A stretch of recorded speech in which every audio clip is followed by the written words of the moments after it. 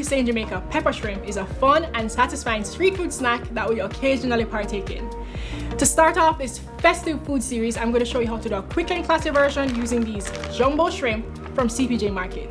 Boy, it's gonna be hot, guys. I think you're gonna have to grab a big bucket of water for this one. Let's get into it.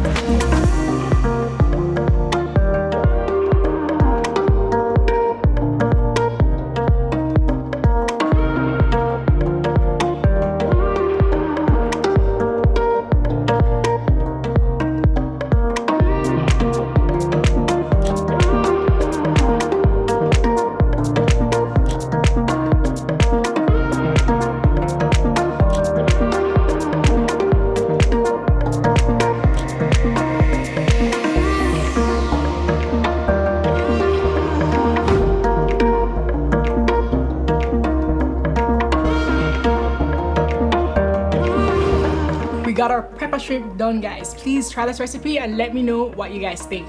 Remember, CPJ will be posting the full recipes online in video and photo format.